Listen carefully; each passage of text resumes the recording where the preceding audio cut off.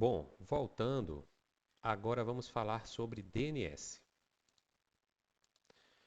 Bom, pessoal, finalizando aqui DHCP, vamos novamente. Lembre que sempre que nós instalarmos um serviço, podemos vir no gerenciador do servidor e acessá-lo em Tools, né? Pois aqui em Tools estão as ferramentas para gerenciar a função que foi instalada. Por exemplo, já acessamos o Active Directory, usuários e computadores, né, para gerenciar usuários e computadores. Em DHCP, gerenciamos o nosso escopo DHCP.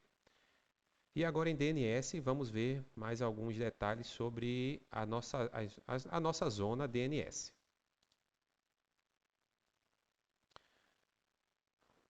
Bom, pessoal, sobre DNS, né, a gente sabe que o serviço padrão do DNS é o encaminhamento, ó, Forward, Lookup, Zones. Então, zonas de encaminhamento. A zona reversa, sim, o que significa zona de encaminhamento? Significa que o padrão é que, quando alguém da rede ou da internet, se for o caso, necessite converter um nome de um domínio ou de um computador em um endereço IP, ele vai mandar uma consulta que vai cair aqui nessa zona direta, né? Forward.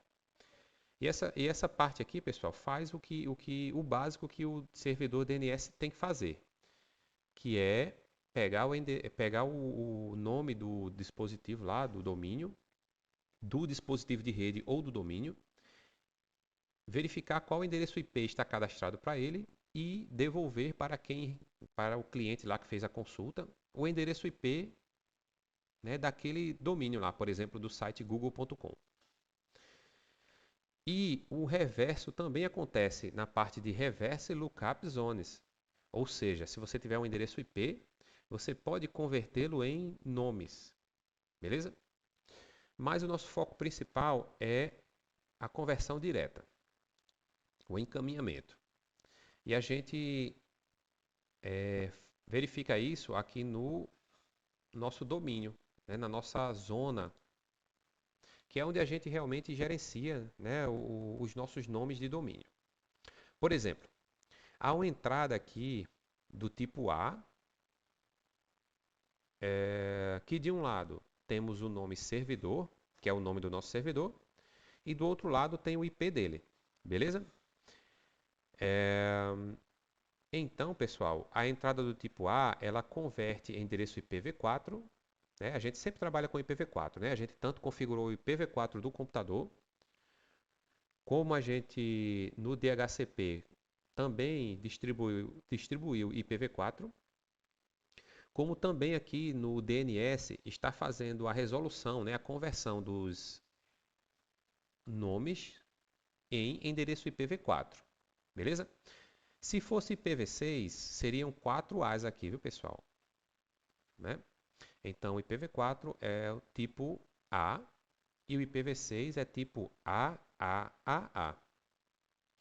Então, quando a gente ingressa um computador no domínio, lembrem que lá no Active Directory ele fica numa pastinha chamada computador. E aqui, pessoal, no DNS, um registro para o computador ele pode ser criado também, porque os, na vida real, aí no IF, por exemplo, geralmente a gente acessa um computador da rede através do nome dele. Mas o nome do computador é interessante para a gente. Nós que somos humanos, né? Humanos. Mas a gente sabe que o acesso, de fato, ao dispositivo, ele não acontece a nível de nome. Ele vai ter várias conversões, a depender da camada que o pacote está.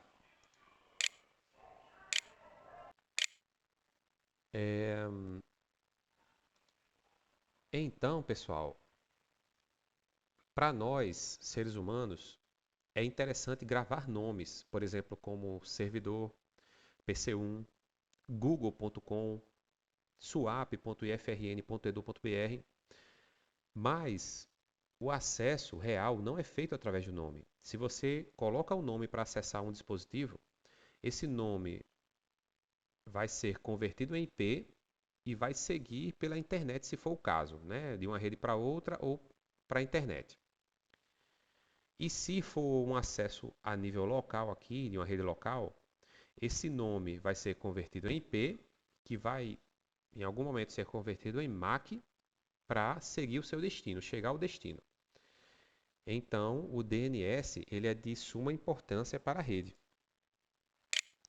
pois ele converte nomes em IPs. Beleza?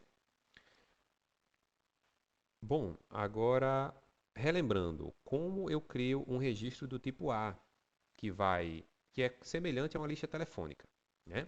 A gente vai cadastrar um nome e vai dizer qual IP da rede que se refere a esse nome.